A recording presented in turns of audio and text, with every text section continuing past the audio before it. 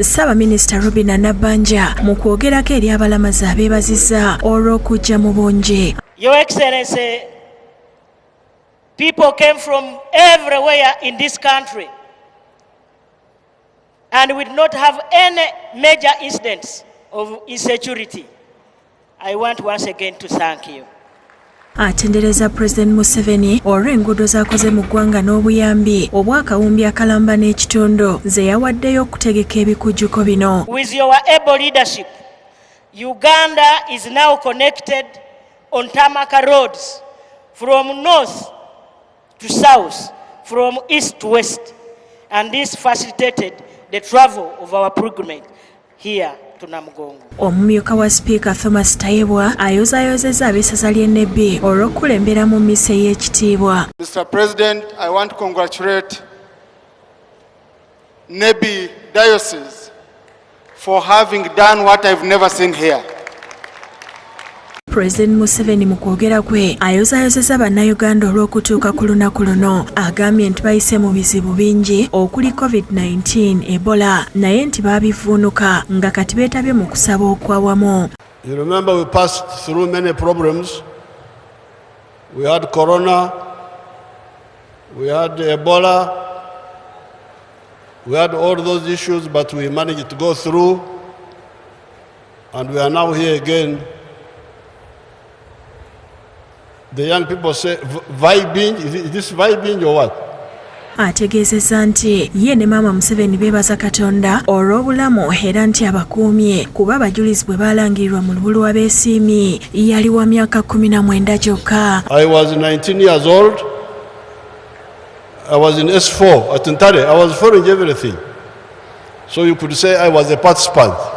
When I heard that today was 60 years since the canonization of the saints, I said, but I've been here all this time. Agambye nti bwe yajja mu buyinza ng'abakkiriza balina okusooka okulinda wiikendi eddirira olunaku lw'abajulizi ne bajaguza olwo n'asalawo okulufuula olw'okuwummula. When we came from the bush, we said, why is Martha's Day a private function? It should be a public holiday, it should be official.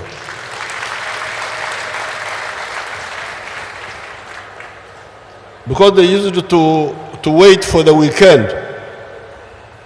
The 3rd of June would come, but then they wait for the next weekend, I think a Sunday or something. I said, no, this is not good enough. Agambye nti abadde tayinza kusubwa bikujjuko bino eby'emyaka 6 eby'abajulizi ne yeebaza abakkiriza ne bannaddiini olw'okutwala endowooza ya NRM ey'obutasosolegana mu mawanga na ddiini. The leaders, your leaders, they formed the Interreligious Council. This was formed after the NRM came into government. I don't think it was there before. So you can call the Interreligious Council some form of NRMism, something like that. Pulezidenti Museveni abalungamiza kulimu ku mateeka 10 nti bakomye okwagala baliraana ababwe bokka nga we beeyagala bokka wabula baagale n'abalabe baabwe. And Jesus said, if you only love your friends, how are you different from the pagans? Because they do the same. Jesus said, love your enemies. That's what Jesus taught us. This is the line of the NRM. Abasabye bafube nnyo okukubisa mu bitone bye balina nga bakubiriza abagoberezi baabwe okubaako bye bakola beegobeko obwavu. You must multiply your talents. I don't think it is correct to have Christians and other believers living in poverty. So I think we should harmonize with the religious leaders this message of chasing poverty from our homes. I don't want Uganda to be religious but poor. Yeewuunyiza abavubuka ensangi zino abamalira obudde mu kirabu z'emipiira gye yabulaaya mu kifo ky'okufaayo okugatta Africa. Even somebody asked me, Mr. Museveni, what football club do you support? I said, what club? What club? I was a footballer myself. So if I want football, I play, I don't watch. And watch European clubs. So you can imagine the African youth totally diverted. You don't hear them talking about the integration of Africa, which is what Mirimu was fighting for. Pulezidenti era asekeredde abatinkiza n'omuze ogw'obufumbo bw'ekikula ekimu nti babiveeko kubanga Uganda nsi y'abajulizi. Like on the issue of the homosexuals, they talk so much, this one, that one. They don't know that Uganda is a land of martyrs.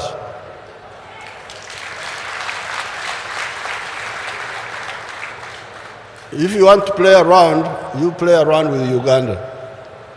You will see. You will not like it.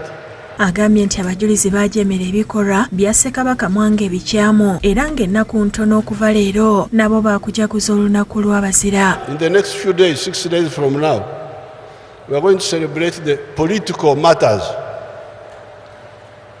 We call the 9th of May Heroes Day. Pulezidenti akkiriziganyiza n'aboogezi abasooseewo mu kulwanyisa omuze ogw'obuli bw'enguzi. Some of the speakers have talked about corruption. I totally agree with them. Corruption is becoming a problem, and when I address the nation on the 6th, I will say more about the corruption. Asanyudde abalamazi bw'abategeezezza nti agenda kumaliriza Namugongo era n'abagereramu n'engero. To finish Namugongo, we are going to finish it.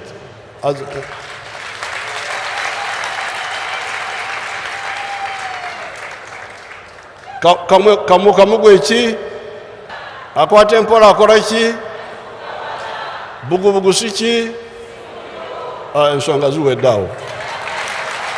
Oluvannyuma Pulezidenti ne Maama Museveni beekubisizza ebifaananyi n'abasumba Obed Lutale, Ronald Kakooza ne Nnyombi Kenneth be bakusakidde eggulire lino ku Bukedde TV.